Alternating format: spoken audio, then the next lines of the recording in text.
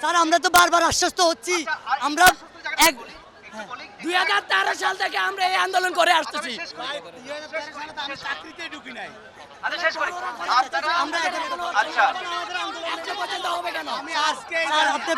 Sir ব্যাপারটা বুঝলেন, আপনিও স্টুডেন্ট ছিলেন, আমরা পড়ালেখা কেন করি? চাকরি বাকরির জন্য। আমাদেরটা কেন, আমাদের কোটা কেন 30% কোটা কেন পাবো আমরা? আমি জেলা প্রশাসক স্যার আমাকে পাঠিয়েছেন। আমি কিছুক্ষণ আগে ট্রেন যেখানে আটকানো হয়েছে ওখানেও কথা বলেছি। আপনাদের যে বক্তব্য, এই বক্তব্য নিয়ে আপনারা গত বেশ কিছুদিন আন্দোলন করছেন। আপনাদের প্রতিষ্ঠানে কারিগরি শিক্ষা বোর্ডে আপনারা আন্দোলন করেছেন। আপনাদের বক্তব্য অনুযায়ী, আপনাদের ভাষ্য অনুযায়ী আপনারা বলতে চান এই দাবির ব্যাপারে সরকার কর্ণপাত করে নাই, তাই তো? এই জন্য আপনারা রাস্তায় এসছেন, এটা হচ্ছে আপনাদের বক্তব্য। আপনারা যে রাস্তায় এসছেন, এখন এই রাস্তায় আসার কারণে আপনাদের বক্তব্য সরকারের সর্বোচ্চ পর্যায়ে পৌঁছেছে। সরকারের সর্বোচ্চ পর্যায়ে হতে বিভাগীয় কমিশনার স্যারের কাছে ফোন করা হয়েছে যে এখানে যারা আন্দোলন করছে ওদের বক্তব্য কি এটা জানো, জেনে সমাধানের চেষ্টা করো। আপনাদের যে বক্তব্য, এটা শেষ করি।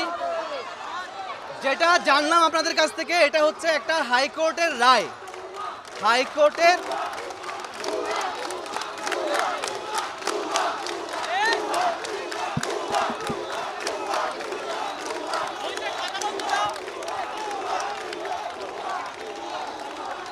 আচ্ছা, মহামান্য হাইকোর্ট সাংবিধানিকভাবে স্বাধীন। মহামান্য হাইকোর্ট সাংবিধানিকভাবে স্বাধীন। যদি মহামান্য হাইকোর্টের কোনো রায় কেউ সংক্ষুব্ধ হয়, সরকারের কোনো বিষয়ে মহামান্য হাইকোর্টের রায়ে সরকারের ভিন্ন কোনো বক্তব্য থাকে, সেটি সরকারের যে প্রধান আইন কর্মকর্তা আছেন, অ্যাটর্নি জেনারেল অফিস, ওই অফিসের মাধ্যমে হাইকোর্টের রায়ের বিপক্ষে আপিল করার সুযোগ আছে। আপিল করে সরকারের যে বক্তব্য, মানে আপনাদের যে বক্তব্য, সেই বক্তব্য আইনগতভাবে সর্বোচ্চ মানে মানে কি বলবো, ফোর্স দিয়ে মোকাবেলা করবে, এটুকু আমি আশ্বস্ত করতে চাই। যেহেতু যেহেতু যেহেতু যেহেতু যেহেতু মহামান্য হাইকোর্টের আদেশ, মহামান্য হাইকোর্টের আদেশের বিরুদ্ধে আপিল করতে গেলে আইনগতভাবেই মোকাবেলা করতে হয়। যেহেতু মহামান্য হাইকোর্টের আদেশের রায়ের বিরুদ্ধে আইনগতভাবেই মোকাবেলা করতে হয়, এবং যেহেতু এবং এটাও শুনেছেন আপনারা, প্রিন্সিপাল স্যার এখানে বলেছেন যে ডিজি কারিগরি শিক্ষা বোর্ডে যিনি ডিজি স্যার আছেন, উনি শিক্ষা মন্ত্রণালয়ের সচিব স্যার এবং উপদেষ্টা স্যার সহ সিদ্ধান্ত নিয়েছেন যে যারা রায় পেয়েছেন ওনাদেরকে যোগদান না করার জন্য। যেটা আচ্ছা, কিছু এখনো হয়নি। যে রায় হাইকোর্ট দিয়েছে সে রায়ের বিরুদ্ধে আপিল করা সহ, স্থগিত করা সহ, এই রায় বাতিল করার জন্য যা যা আইনগত ব্যবস্থা নেওয়া প্রয়োজন, শিক্ষা বোর্ড সহ ডিজি সহ এটা নিবে। যেহেতু এখন এটার জন্য একটা আইনগত প্রক্রিয়া আছে। আপনারা আগেও দেখেছেন, পূর্বে যে দেশে আন্দোলন হয়েছে, সেই আন্দোলনের ওই যে ঠিক আছে, যেহেতু আপনাদের যে চাওয়া ছিল সরকারের সর্বোচ্চ পর্যায় থেকে এই আন্দোলন সম্পর্কে অবগত হয়েছে, শুধুমাত্র শিক্ষা উপদেষ্টা মহোদয় স্যার নয়, শিক্ষা মন্ত্রণালয় নয়, অন্য সকল মন্ত্রণালয়ে এই আন্দোলনের ব্যাপারে অবগত হয়েছে। এখন জি, এটা সর্বোচ্চ পর্যায়ে থেকে আশ্বস্ত করা হয়েছে যে ওদের যা দাবি আছে, এটা তো আমাদের কষ্ট হচ্ছে। আপনাদের আমি তুমি করে বলি, তোমরা অনেক ছোট ভাইয়ারা, আপনাদের ছোট ভাই ছোট বোনই, আমি তুমি করে বলছি, তোমরা যে রোজা রেখে এখানে আন্দোলন করছো, এটা তো আমাদেরও দেখতে কষ্ট লাগছে, খারাপ লাগছে যে এই আমাদের ছোট ভাই বোনেরা রোজা রেখে এখানে গরমে ঘেমে কষ্ট করছে। তো আমরাও চাই যে এই কষ্টটা না করে যে তোমাদের যে বক্তব্য আছে, সেই বক্তব্যটা আইনগতভাবে মোকাবেলা করার জন্য যা যা দরকার সেটা যেন করা হয়। এই যে আরেকটা কথা আমরা একটু আগে, স্যার আমরা তো বারবার আশ্বস্ত হচ্ছি, আমরা 2013 সাল থেকে আমরা এই আন্দোলন করে আসতেছি।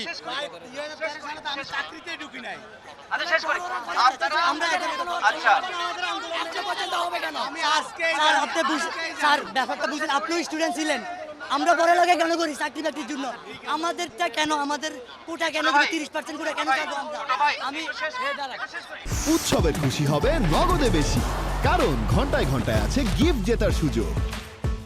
শিক্ষা বোর্ড সব জায়গায় জানিয়েছেন, কিন্তু যে পুলিশ ডিপার্টমেন্ট, জেলা প্রশাসন, বিভাগীয় প্রশাসন এই আন্দোলন সম্পর্কে কোনো কিছুই অবগত ছিল না। যে অবগত না থাকার কারণে কোনো হস্তক্ষেপ বা অনুরোধ বা সরকারি যে উচ্চ পর্যায়ে অবগত করানোর সুযোগ ছিল না। যেহেতু তোমরা এখানে এসেছো, বসেছো, সরকারের উচ্চ পর্যায়ে জেনেছে, জেলা প্রশাসন জেনেছে, পুলিশ ডিপার্টমেন্ট জেনেছে, এখন এই বক্তব্যটা নিয়ে তোমাদের আন্দোলন নিয়ে জেলা প্রশাসনকে কিছু করার সুযোগ দাও। যদি যদি জেলা প্রশাসন, বিভাগীয় প্রশাসন কিছু, জেলা প্রশাসন জানতো না ভাই, জেলা প্রশাসন, বিভাগীয় প্রশাসন, পুলিশ ডিপার্টমেন্ট কেউ এই বিষয় সম্পর্কে অবগত ছিল না। আমাদের অনুরোধ হচ্ছে যে প্রিন্সিপাল স্যার হাজারবার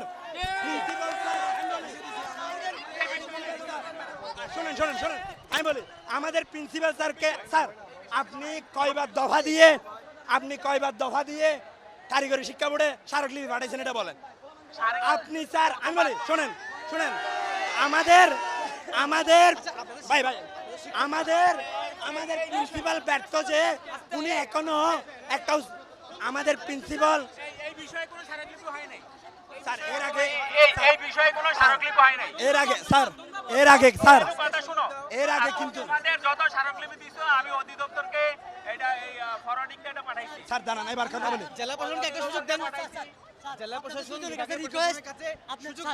আমাদের রিকোয়েস্ট এটাই স্যার, আমি বলি স্যার রিকোয়েস্টটা হচ্ছে যে আমরা স্যার এখানে জেলা প্রশাসন মহোদয় যদি আসি লিখিতভাবে আমাদেরকে স্মারকলিপি না দেয় আমরা এখান থেকে যাবো না, আমরা এখান থেকে যাবো না,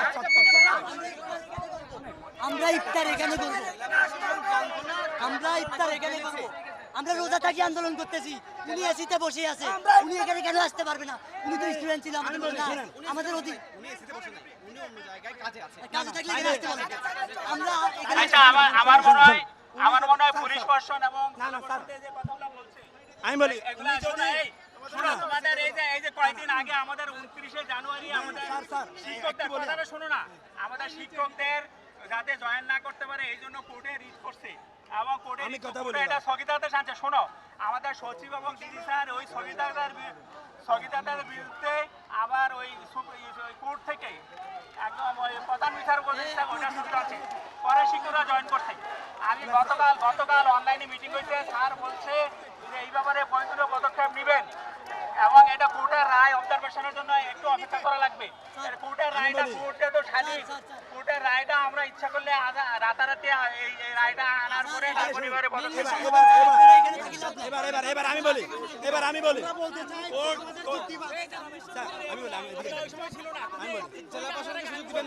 শোনেন জেলা প্রশাসনকে আমরা সুযোগ দিব আমি বলি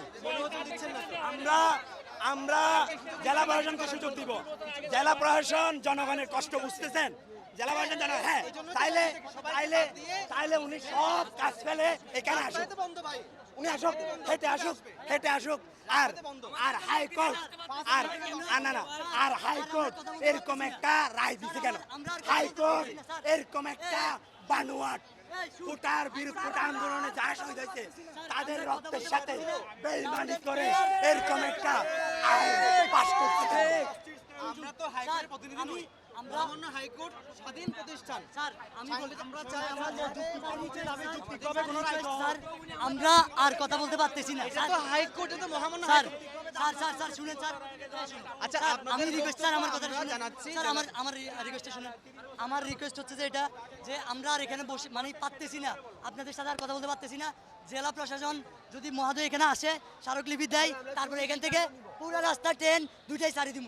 এর আগে আমরা এক চুলো এখানে উঠবো না, আমরা এখানে ইফতার করবো, এটাই ফাইনাল। স্যার আর কথা বলতেছি না, আর আমরা কথা বলবো না স্যার। জেলা প্রশাসন জনগণের কষ্ট বুঝে, জেলা প্রশাসন যদি জনগণের কষ্ট বুঝে তাইলে শোনেন আমি আপনারা বলি, জেলা প্রশাসন যদি জনগণের কষ্ট বুঝে তাহলে উনি এখানে আসবে। আপনার পাঠাইছে উনি আসুন। আমি জেলা প্রশাসনের অংশ। আমি হচ্ছে আপনারা এতক্ষণ কই ছিলেন? আমার অফিস আমাদের যে আমরা বুঝতেছি ওনারা আমাদেরকে বলতেছে অফিসে আমি যাব ওনারা